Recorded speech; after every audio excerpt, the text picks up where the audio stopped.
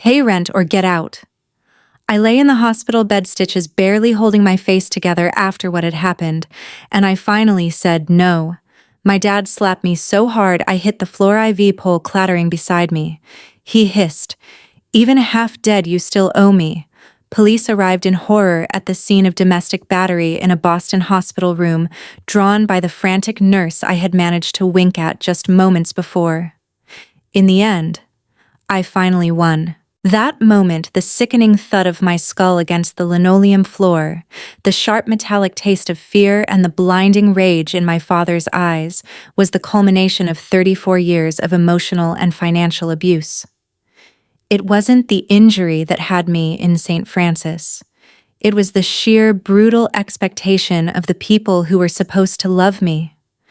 I was there because a drunk driver had hit me while I was on my way to finalize a deal that would have bailed out my brother's failing, sustainable energy venture for the third time this year. My collarbone was fractured. My right arm was in a sling, and I had 10 stitches tracing the delicate curve of my cheekbone. Yet here they were. The air in the private room paid for by my corporate insurance was thick with the scent of antiseptic and my father, James. He stood like a conquering king, his expensive Italian leather shoes, a gift from me, naturally planted firmly on the sterile floor. My mother, Laura, hovered nearby, wringing her hands not out of worry for me, but fear for him. And Michael, my golden boy, perpetually failing older brother, leaned against the doorframe, a smug, indifferent look on his face that I knew all too well. "Don't be dramatic, Amelia." My mother muttered, her voice low and tight, clearly more worried about the nurse who had just left than the daughter lying in front of her. "You know we need the quarterly funds by the 1st. The foundation bills don't pay themselves. And Michael's new investors are waiting for the capital infusion." I watched them, the 3 people I had sacrificed my 20s and early 30s for my entire life's trajectory, warped to fit their ever-expanding need for money and validation. I had built the family's regional property management portfolio from a handful of inherited Texas duplexes into a multi-state operation worth 9 figures all, while Michael was chasing crypto scams and James was playing golf. My compensation, perpetual emotional debt, and the privilege of paying their Boston rent. I had been groggy when they arrived, but the sight of Michael's self-satisfied smirk brought a cold clarity that no pain medication could dull. He didn't even ask if I was okay. He just checked his watch. "Look, Ames, just transfer the $25,000. "Okay. I have a meeting with the angel investors in an hour, and I need to show proof of the liquidity injection you promised." His tone wasn't pleading, it was demanding, like ordering a Starbucks latte. I closed my eyes, the pain blooming in my shoulder. I had a severe concussion, but my mind was sharper than ever. I realized in that moment what a fool I had been. I was literally half dead, and their first and only concern was the rent and the capital injection for the failure known as Michael. I opened my eyes and looked directly at my father. James was a man built on entitlement. He never earned a dollar he couldn't demand. I said, "Transfer the funds, Amelia. We sold your shares in the Texas portfolio to cover the last quarter's deficit. You owe us the rent, and then some, just to break even. Sell my shares, the ones I earned, the ones I signed an agreement on." I challenged my voice, a painful whisper. "It was for the family," my mother hissed, pulling the old refrain out of her pocket. I pushed myself up against the headboard, wincing. My voice was a rasp, but the single word I delivered was heavy with finality, cutting through the hospital room's sterile silence like shattered glass. "No." The change in my father was instantaneous and terrifying. His face, usually a mask of privileged calm, turned crimson, veins throbbing in his neck. He took 2 long, angry strides and was standing over me. "What did you say?" His voice was a low growl, the kind that used to send me scrambling for cover as a child. I held his gaze, which was the first time I had ever truly defied him in my life. I said, "No. I'm not paying your rent. I'm not funding Michael's pipe dreams. You can pay your own bills. Or, as you so elegantly put it, get out." It was the ultimate insult, the one thing James Sullivan could not tolerate: the loss of control, the refusal of his puppet to dance. Before I could process the movement, his hand swung a blur of fury and expensive gold cufflinks. The force was stunning, an absolute physical betrayal. The sound of the slap was muffled to me, but the impact sent me sprawling sideways off the bed, my head cracking against the floor again. The IV pole, already precariously balanced, crashed down, pulling the needle from my good arm. The pain was eclipsed only by the shock. Michael flinched back, but Mother just gasped James a reprimand that held zero weight. James stood over me panting, looking down at his daughter bleeding on the floor, and his only concern was his wallet. "Even half dead you still owe me," he spat, adjusting his tie. "You will sign the papers and transfer the funds tomorrow, or I swear to God I'll—" But before he could finish the threat, the door burst open. I had managed to lock eyes with the nurse Sarah, who had come in to check my vitals moments before and saw the storm brewing. Sarah was a tough, no-nonsense Bostonian, and she had immediately radioed security. 2 officers, a man and a woman, rushed in. They stopped dead, surveying the scene, the overturned IV pole, the blood spotting the white sheets, and me, Amelia, slumped on the floor, tears finally starting to trace paths through the dirt on my cheek. "Sir, step away from her immediately," the female officer barked, drawing her taser. James, still operating in a world where his money and name meant he was untouchable, sputtered, "This is family business. She's my daughter." I was merely admonishing her. "Admonishing her with a broken collarbone, sir?" The male officer asked, his voice tight with controlled anger. As the officers began the chaotic process of separating and restraining my father, James had never been restrained in his life, and his shocked outrage was a spectacle. I slowly, painfully used my good arm to reach into the pocket of my discarded hospital gown. My mother and Michael were momentarily distracted, horrified by the loss of decorum. I pulled out a simple silver USB drive. I looked past the flailing James and the pale Laura straight at Michael, the entitled prince who thought he had won the war by taking my shares. "Michael," I rasped, my voice sounding impossibly calm, "you needed that capital injection for your meeting, right?" He finally looked at me, a flicker of true fear in his eyes, sensing the shift in the power dynamic. "What are you talking about, Amy? Stop wasting time." I tossed the USB drive gently toward the door where my father was being cuffed. It landed just short of the male officer's boot. "That drive contains every ledger entry, every unauthorized transaction, every email chain, and every fraudulent document related to the family business portfolio since 2018. I said loud enough for the police, the now frozen Michael, and the whimpering Laura to hear.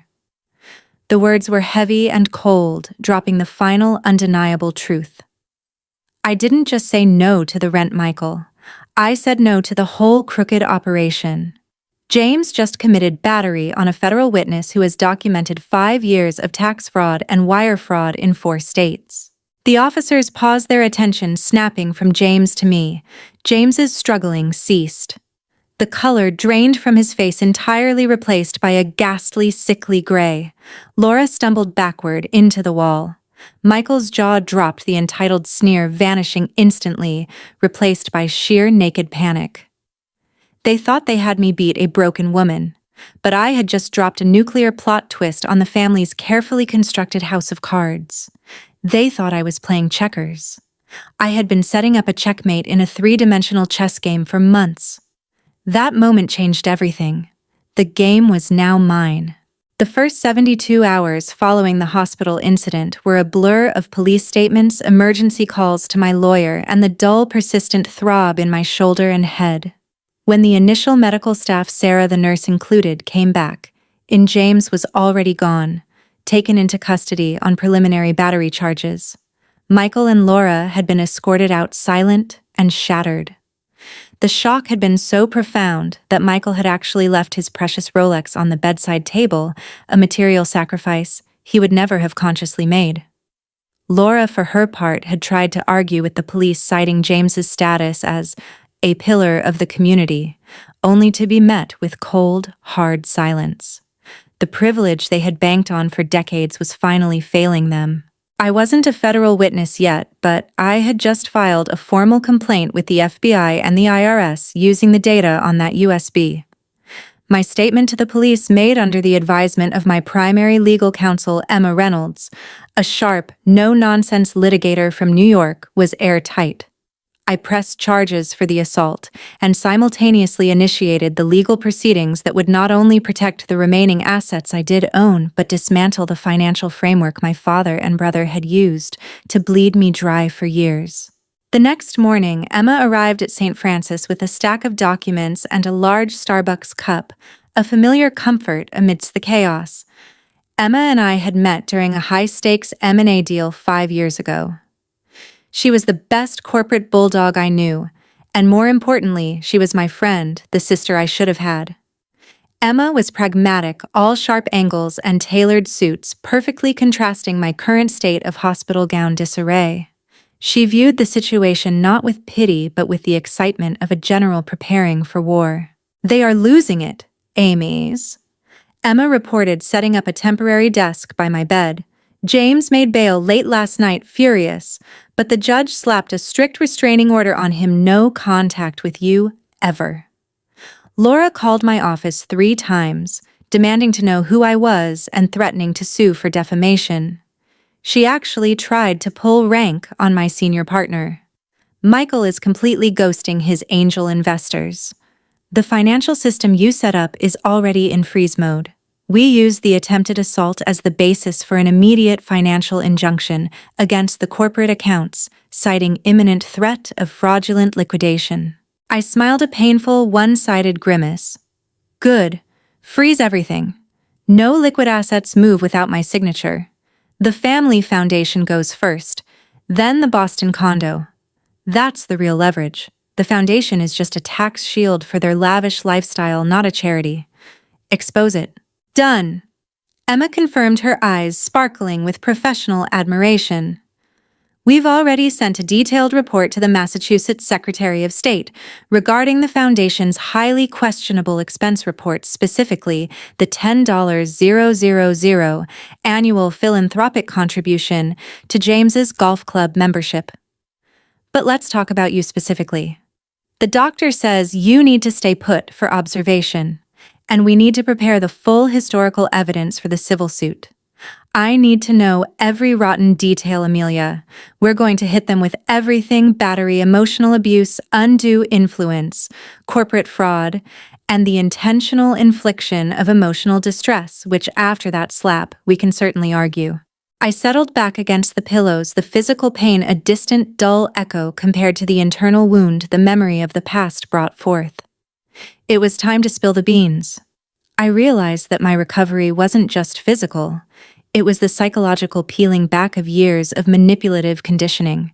My story didn't start with a slap in a hospital room in Boston. It started 20 years earlier in the sun-drenched, dust-coated suburbs of Dallas, Texas. We were not poor, but we were perpetually striving to appear wealthy. James, my father, was a man whose ambition consistently outstripped his talent. He ran a small regional real estate firm that mostly managed properties inherited from his mother. He longed to be a Manhattan titan, but he was stuck in Plano, forever bitter about his geographic limitations. From the moment Michael was born, 3 years my senior, he was the crown prince. Michael was charming, effortlessly handsome, and critically male.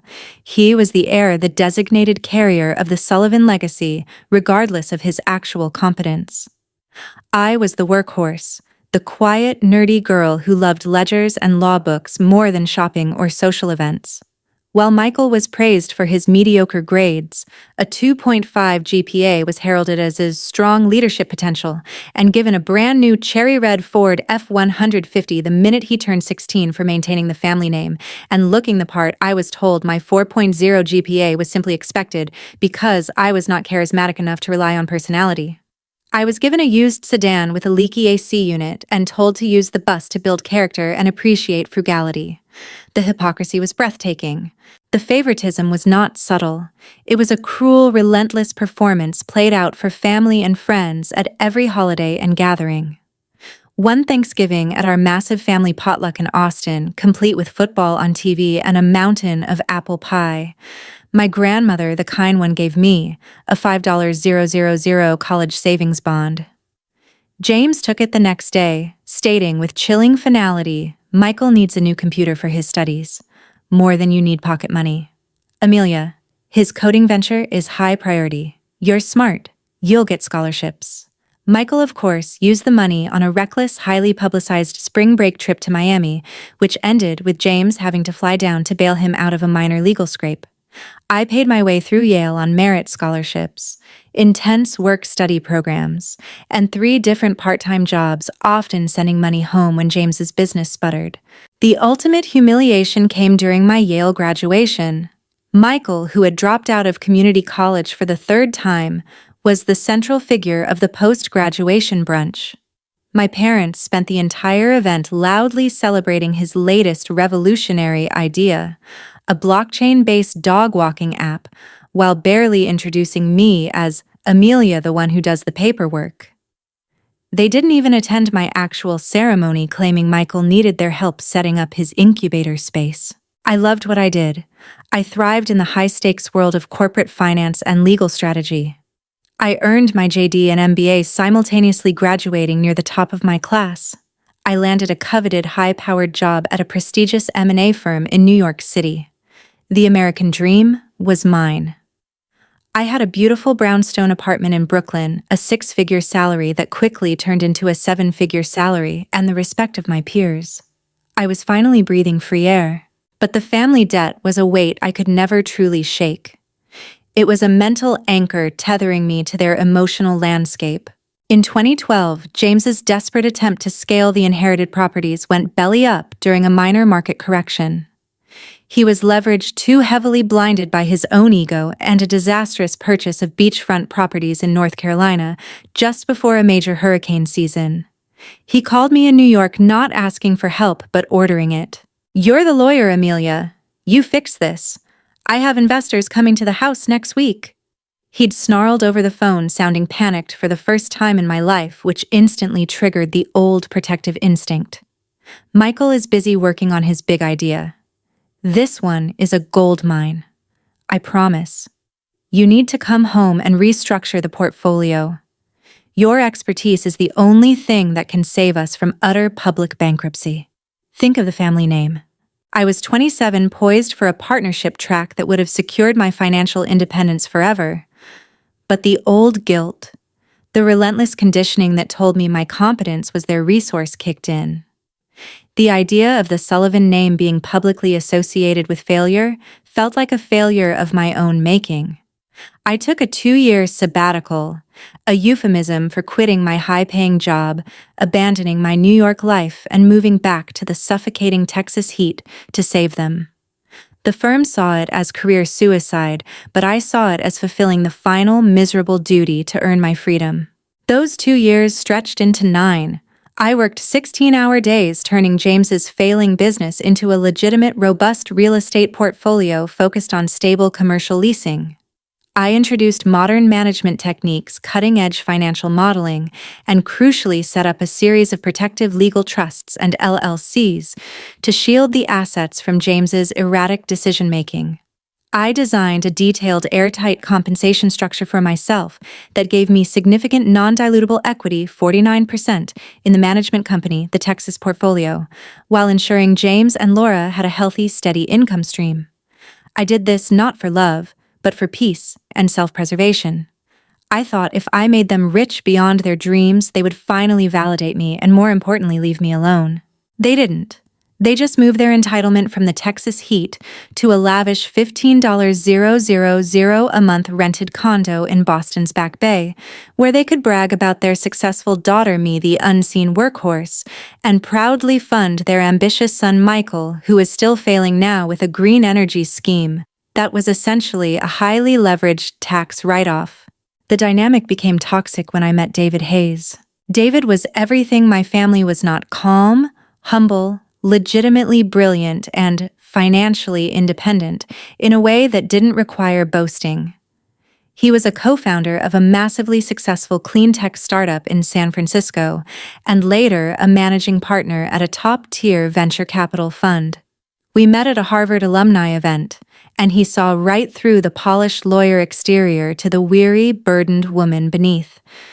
He didn't care about my salary. He cared about my happiness. When we married in a small private ceremony in Napa Valley, a ceremony my parents barely acknowledged, complaining it wasn't the lavish East Coast spectacle they wanted, I thought I had finally secured my ultimate escape route. David insisted I quit the family business immediately. "Amelia, you are a master strategist," he told me one night in our apartment overlooking the Golden Gate Bridge, the city lights sparkling below. "You are wasting your brilliance managing leases in Plano when you should be running a fund. You gave them 9 years. That's more than enough. If they can't survive without your daily labor, they deserve to fail. That's the nature of American capitalism, and you know the rule book better than anyone." I agreed to transition out, putting my official notice in 6 months prior.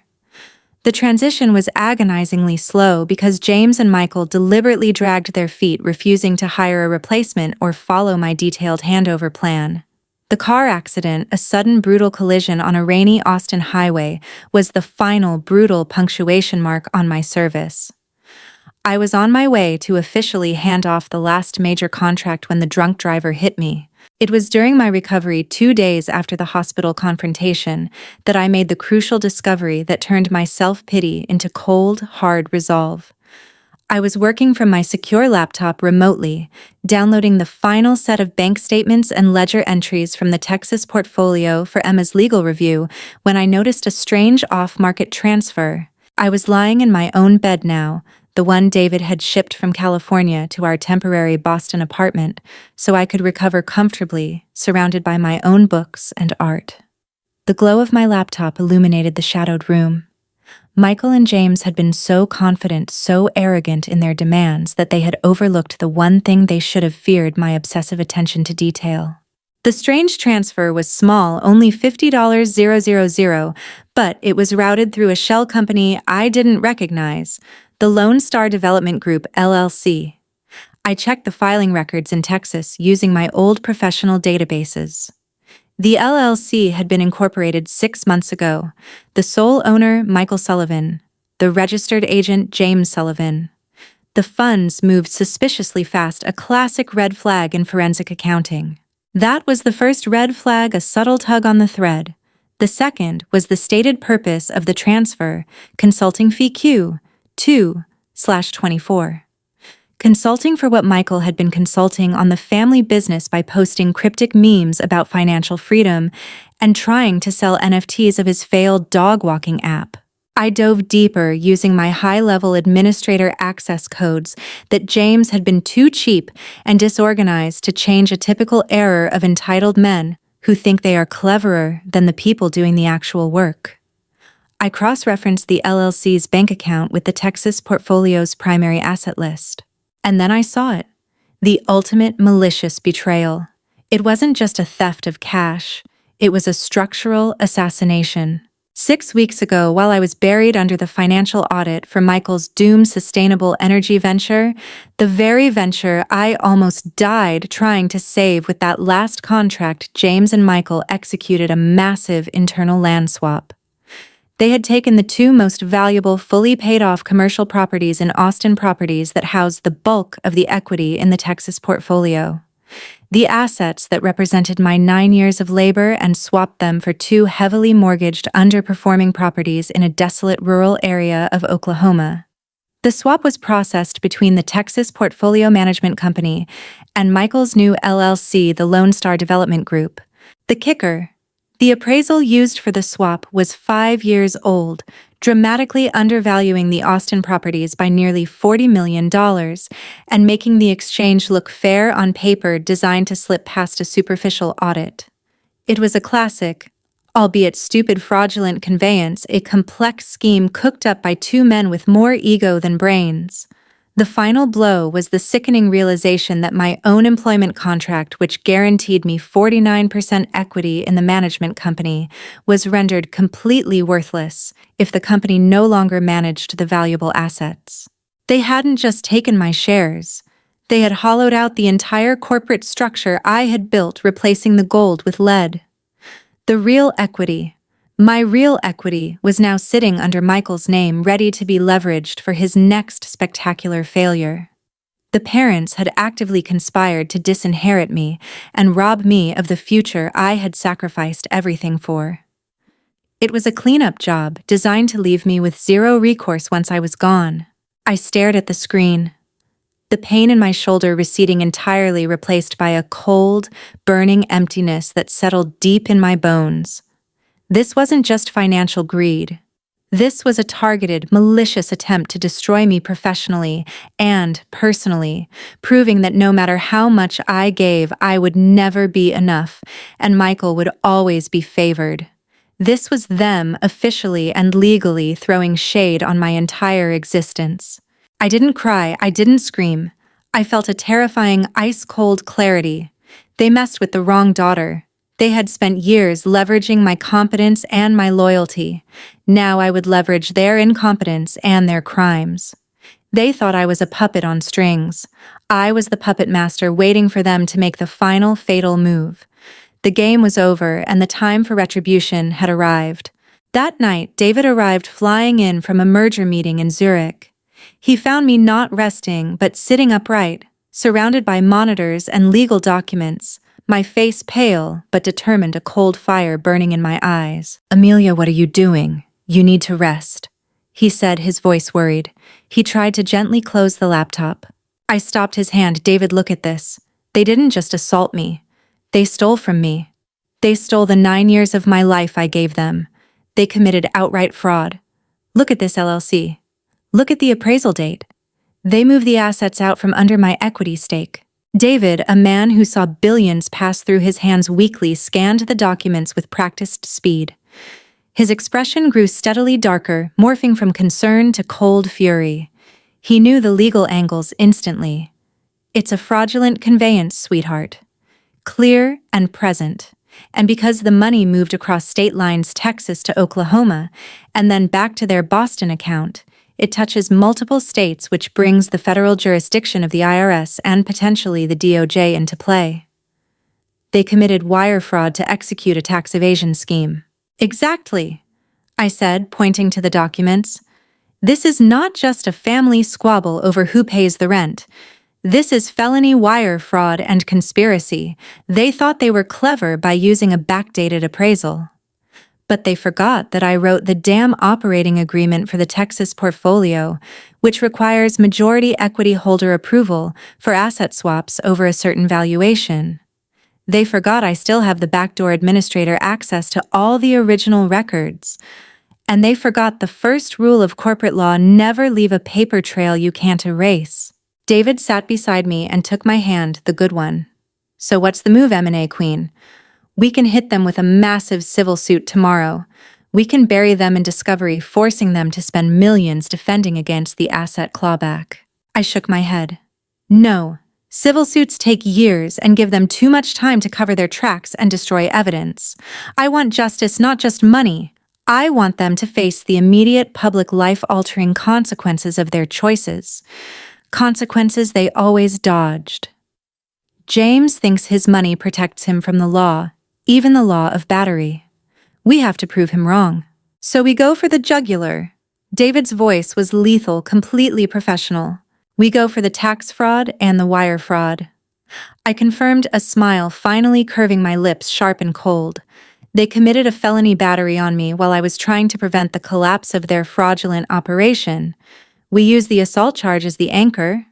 We give the Boston police the initial USB with the battery evidence. Then we coordinate with Emma to file the IRS criminal referral simultaneously with the formal fraudulent conveyance filing in Texas court. We expose the whole thing. We weaponize their own crimes against them. Our plan was complex, intelligent, and deeply satisfying. It required my specialized financial expertise to map the fraud, Emma's aggressive legal execution to file the simultaneous injunctions, and David's sheer power and influence within the finance and legal communities to ensure the right federal authorities were looking at the evidence, a gentle nudge that bypasses the normal slow-moving bureaucracy. The wealth and power David brought were the perfect counter-leverage to the family's petty entitled cruelty. David, however, was already 2 steps ahead of me. "I'm not just going to let the IRS handle this, Amelia. James and Michael, they thrive on reputation on the illusion of success. Their greatest asset is their social standing in the suburban Boston, Dallas elite. I'm calling in a significant marker with a friend at the New York Times financial desk and another with an investigative reporter in Dallas. We're going to hit them where they live, the society pages and the real estate press. We'll show the world the truth about James Sullivan, not the successful property magnate, but a common, violent tax cheat who assaulted his own daughter because she refused to fund his criminal enterprise. That settled it. This wasn't just a legal fight. It was a comprehensive strategic media campaign designed to destroy their professional and social lives. We weren't just taking back the assets. We were dismantling their entire social structure. I took a deep breath, the pain in my chest finally easing, replaced by the resolve of a woman who had finally found her backbone. This was the start of my revenge and my journey to reclaim the life they had stolen. I was done being the silent partner. I was the active executioner. The first major confrontation took place not in a courtroom, but in the highly polished open-plan office of the law firm handling the Texas portfolio. A sleek, modern space furnished with expensive minimalist art in downtown Dallas 6 weeks after the hospital incident. I had flown down with Emma, leaving David behind to manage the press angle and ensure no unexpected liquidity moves occurred. I was still wearing a sling, a custom expensive black leather medical sling, a constant, silent, and highly visible reminder of James's violence. It wasn't just a medical device, it was a statement. James and Michael looked like they hadn't slept in days. Their usual expensive suits looked rumpled, their faces drawn. They were there ostensibly to discuss the transition of management that I had initiated months ago. In reality, they thought they were there to intimidate me into dropping the battery charges and the newly filed IRS complaint. The room was furnished with minimalist, uncomfortable chairs, a deliberate choice by Emma's team to maintain psychological pressure. James sat across from me, his eyes bloodshot, his typical arrogance curdled into raw fear. He kept glancing at the door, clearly waiting for his aggressive, expensive attorney to arrive. Michael looked pale and sweaty, nervously checking his phone, probably wondering why his precious angel investors had suddenly gone silent and why his LinkedIn network had gone cold. "Amelia, let's be reasonable." James finally began, his voice surprisingly subdued, lacking its usual boom. He was testing the waters. "This is spiraling out of control. You need to drop these ridiculous charges. The battery charge is an overreaction." I was stressed. I lost my temper. "You refused to help your family in a time of need. And the IRS complaint, that's just petty. We'll cover all your medical bills, of course. We'll even give you back the shares we liquidated to cover the family's operational expenses." I leaned forward slightly, resting my good arm on the table. "Liquidation? You mean the shares I earned over 9 years of propping up your incompetence, which you subsequently liquidated without my authorization, then attempted to steal the underlying assets through fraudulent conveyance with Michael? Is it the borrowing? You mean James? The one you tried to finalize the day I was nearly killed?" His eyes narrowed. "You have no proof of that. That land swap was a legitimate, long-planned business transaction for tax purposes. You were transitioning out. We were restructuring the portfolio. Restructuring to avoid paying your most competent executive her earned equity. Which is what I call it." I countered, my voice flat, devoid of emotion, like reading from a shareholder report. "But you're right. I have no proof. I have a 500-page forensic audit report, a full internal accounting ledger, backup an email from you to Michael detailing the scheme, specifically instructing him to use the outdated appraisal and a notarized recording of your verbal confirmation of the fraud made to Michael's associate, which I uploaded to a secure FBI server and forwarded to the IRS Criminal Investigation Division and the Texas Attorney General 3 weeks ago." The silence that followed was so complete it felt like a vacuum. The only sound was the high-frequency whine of the HVAC system. Michael choked on his coffee, sputtering into the expensive carpet. James's hands resting on the table started to tremble visibly, the fear finally piercing his thick wall of denial. The documents you signed to execute the land swap, James explicitly stated that the swap was at fair market value and that all parties had conducted due diligence. I continued my gaze fixed on Michael, who was now staring at the table like it held the secrets of the universe. I, as the 49% equity holder of the management company, did not conduct due diligence, nor did I approve the valuation. That makes the entire transaction voidable, and the attempt to execute it constitutes fraud. But more importantly, the low valuation was done to save on capital gains tax fraud, James. You didn't just risk the family's wealth. You risked your freedom by giving the government a reason to scrutinize every transaction you've made in the last decade. Emma, my counsel, slid a formal document across the table with the casual grace of a chess player moving a pawn into a killer position. This is a temporary restraining order from the Texas Commercial Court halting all activity sales or leveraging against the 2 Austin properties held by the Lone Star Development Group, LLC. Emma stated calmly, her voice betraying none of the internal satisfaction she must have felt. Furthermore, the court has granted my client an emergency injunction appointing an independent forensic accountant, one with federal experience, to audit the LLC and the Texas portfolio retroactively for the last 5 years. All expenses for the audit will be paid from the frozen corporate accounts. James slammed his hand on the table, a pathetic, weak echo of the aggression he had shown in the hospital. "You can't do this, Amelia. I'm your father. We gave you everything. This is a witch hunt. You gave me a bill, a broken collarbone, and a life of servitude," I retorted, leaning back, the sarcasm dripping from every syllable. "I gave you 9 years of 7-figure profit and kept you out of jail. Now the bank account balance is 0, the assets are frozen, and the game is over. James, you wanted to play corporate hardball. I'm the one who wrote the rule book, and I just used it to invalidate your entire hand." Michael finally spoke, his voice high-pitched and panicked, completely losing his carefully maintained composure. "But Amy, what about my angel investors? I need the cash flow to show viability. This audit will ruin my credibility. I'll never be able to raise a dime." I fixed him with a cold, hard stare. "Your credibility?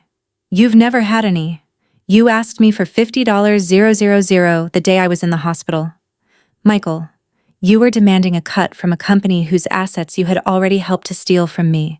You wanted to spill the tea on my life, but I'm spilling the truth on yours. You're done, Michael. You messed with the wrong daughter, and now you're paying the rent for the consequences."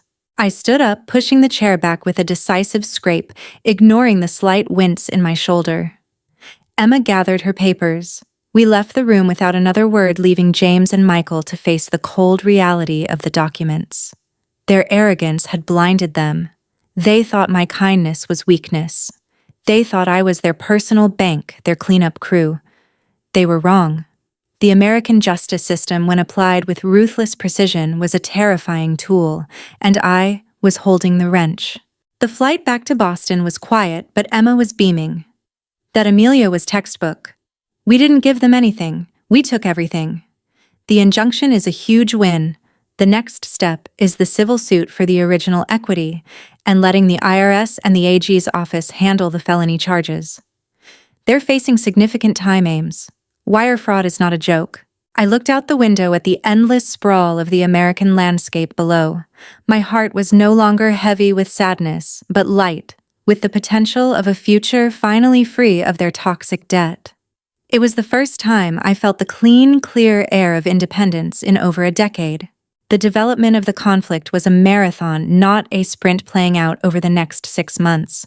While James and Michael hired increasingly expensive, increasingly aggressive lawyers, hiring a high-profile corporate defense firm in Houston that charged astronomical rates, I methodically dismantled their defenses piece by calculated piece, leveraging my own financial and legal expertise to turn their arguments against them. My life became a continuous loop of depositions, document review, and strategic planning sessions with Emma. We set up my temporary home office with triple monitors, turning my living room into a war room complete with whiteboards mapping out the complex flow of fraudulent funds. Every morning, I was fueled by black coffee and the icy determination to see justice served. David, operating behind the scenes like a financial shadow puppet master, was crucial. He never interfered directly, but he knew exactly which strings to pull in the close-knit financial community. He ensured that every time James and Michael tried to secure new funding or leverage other assets, even attempts to take out a second mortgage on Laura's inheritance, a quiet, anonymous inquiry would be placed, with the lending institution citing pending federal investigation into tax and wire fraud involving interstate real estate transactions. Their access to capital dried up instantly, forcing them to burn through cash defending the lawsuit. David essentially weaponized the fear of the IRS, a ubiquitous, terrifying force in the American financial landscape. We focused our strategy on two key fronts: the battery charge and the fraudulent conveyance. The battery charge was simple and devastating. James's high-profile lawyer tried to paint it as a minor family disagreement, a momentary lapse of judgment by a stressed businessman. But the evidence, the hospital records, the immediate police response, Sarah the nurse's sworn testimony, and the subsequent restraining order was irrefutable and publicly available. James, the pillar of his community, was officially a man facing misdemeanor assault charges. His golf buddies in the Boston suburbs started giving him a wide berth, and invitations to the exclusive country club functions suddenly stopped arriving. The erosion of his social standing was a sweet, silent victory. The fraudulent conveyance was my masterpiece. The land swap was so poorly executed, relying on the outdated appraisal and the intentional omission of my final approval, that the Texas judge easily granted our motion to void the transaction. The two valuable Austin properties were immediately returned to the Texas portfolio and temporarily placed under the control of a court-appointed receiver. James and Michael were stripped of their primary source of income and collateral, and their corporate lifeblood was choked off. I realized during this time how much of my identity had been wrapped up in the trauma and the need to please. I used to subconsciously crave their approval. Now I simply craved their silence and their absence. My mother, Laura, became the primary attack dog, escalating her communication as the financial noose tightened. She would call me incessantly, shifting between tearful pleas. "How could you do this to your own family? Amelia, we're going to lose everything. We love you," and furious threats. "David is a snake. He's using you to get at our money. We'll expose him as a hostile opportunist." I never answered. I set her number to automatically forward to a Google Voice mailbox managed by Emma's junior associate.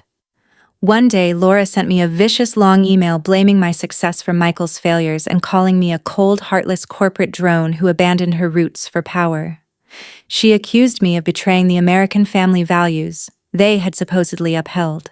I printed the email in high resolution, pinned it to my office wall next to the whiteboard, and replied with a single auto-generated response.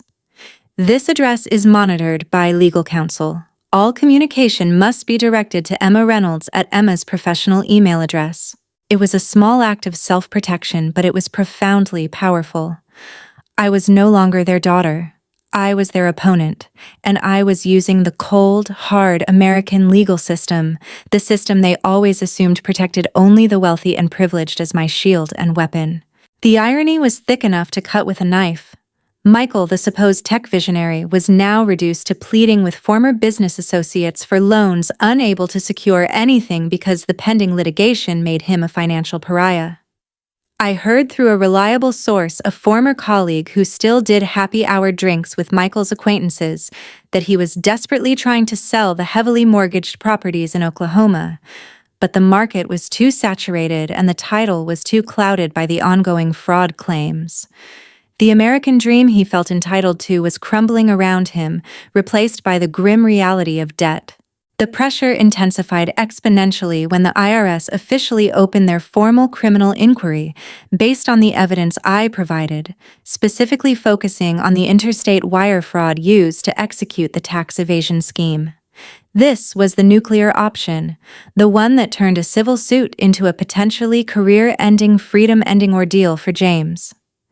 He was suddenly facing massive penalties, crippling fines, and the very real prospect of prison time for the multi-state fraud and tax evasion I had meticulously documented. His defense attorney, aggressive as he was, started talking about plea deals, a word James Sullivan had never heard applied to himself.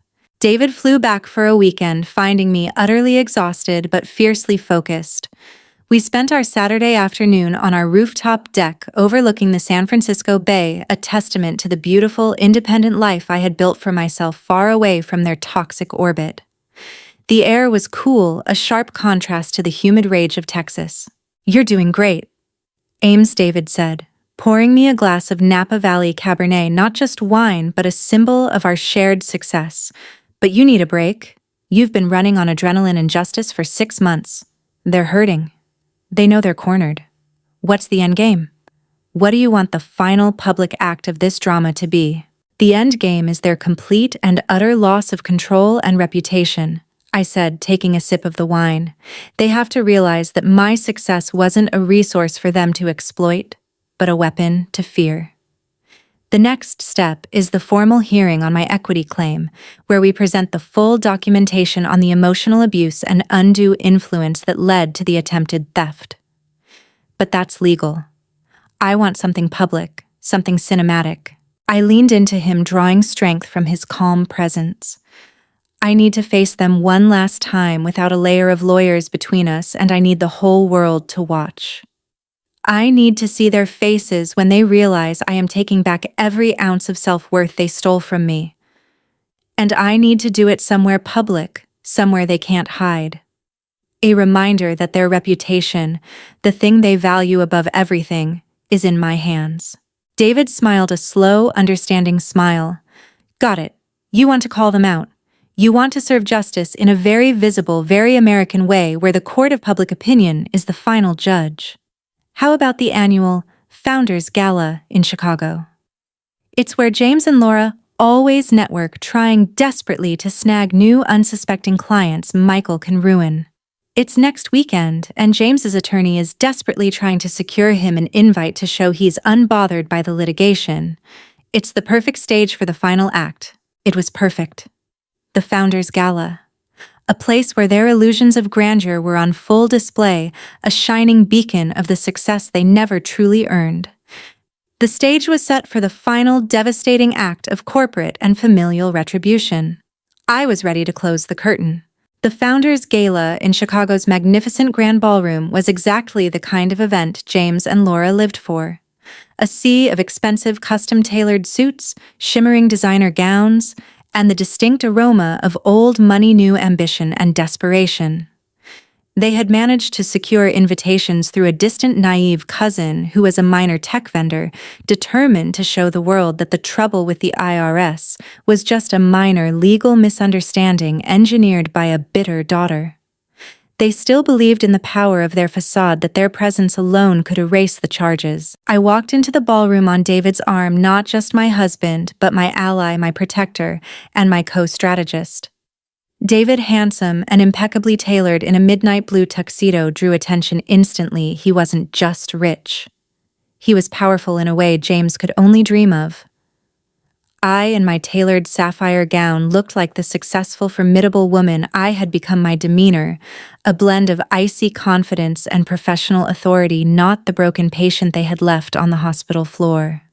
I wore no sling, but the thin, silvery line of my scar tracing my cheekbone was visible, a small, quiet trophy of my survival that only amplified my intensity.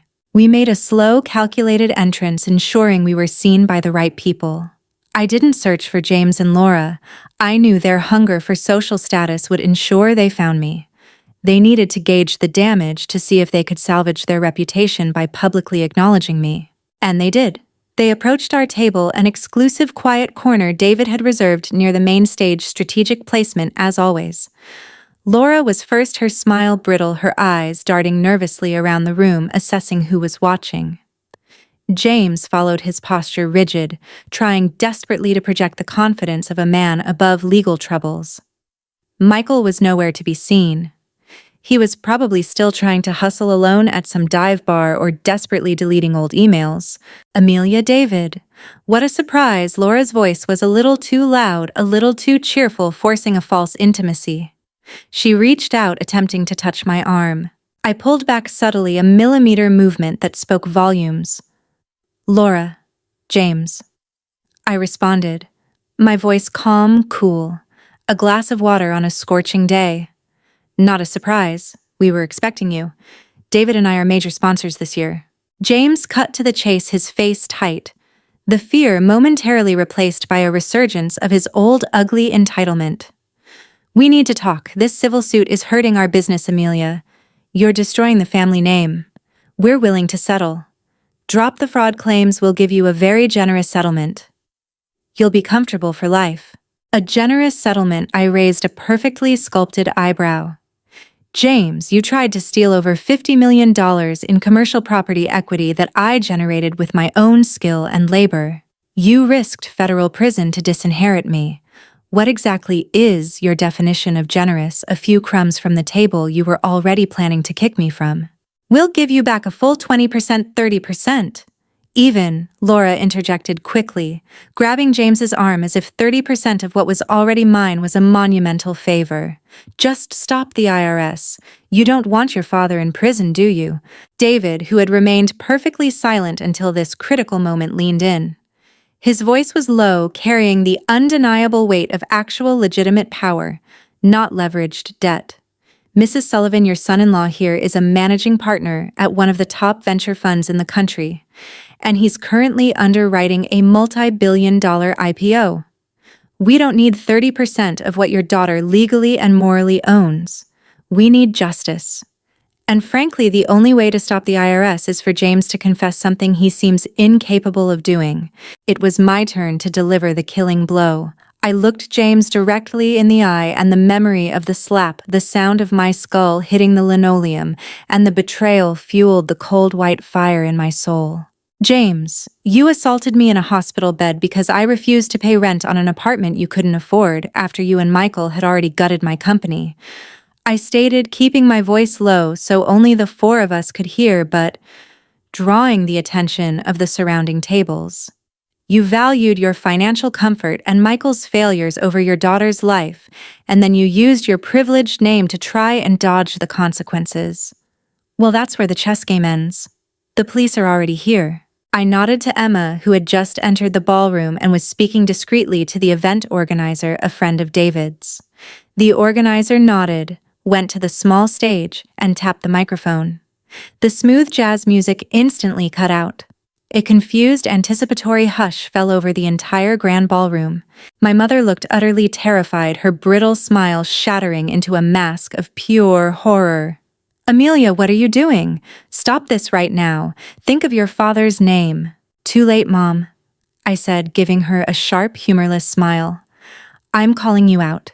I'm ensuring James Sullivan's name is permanently attached to the truth of his actions. The organizer, a very serious man in a tuxedo, held a small piece of paper. He cleared his throat and announced into the microphone, his voice amplified across the silent room. Ladies and gentlemen, excuse the interruption. We have an important time-sensitive announcement regarding one of our esteemed guests, Mr. James Sullivan. Mr. Sullivan, the Chicago Police Department, in coordination with federal agents, is requesting your immediate presence outside the ballroom regarding a pending arrest warrant for charges of corporate fraud, tax evasion, and conspiracy to commit wire fraud filed in coordination with the Internal Revenue Service and the Texas Attorney General's office. The sound of the announcement echoed through the sudden, stunned silence of the grand ballroom. It was the absolute perfect end to their illusion. James froze his face, losing all color, turning a ghastly shade of pale green. Laura let out a small, high-pitched, strangled whimper. The hundreds of socialites, investors, and CEOs immediately turned their attention to our table. Their expensive champagne flutes paused halfway to their lips. This is defamation. I'll sue everyone in this room. James finally roared, but it was a pathetic, empty sound swallowed by the rising tide of gossip. You can sue James, I said, standing up, meeting the stares of the crowd with quiet confidence, making sure every major player saw me standing over him. But the arrest warrant is real, and the charges are felonies that carry significant prison time. The assault charge you treated as a joke led to the police report, which led to the FBI's interest, which led to the discovery of your fraud. You taught me to be thorough, James. I just turned my thoroughness, my intelligence, and my legal degree against you. The check is finally due. Just then, two plainclothes officers followed by a dark-suited federal agent approached our table.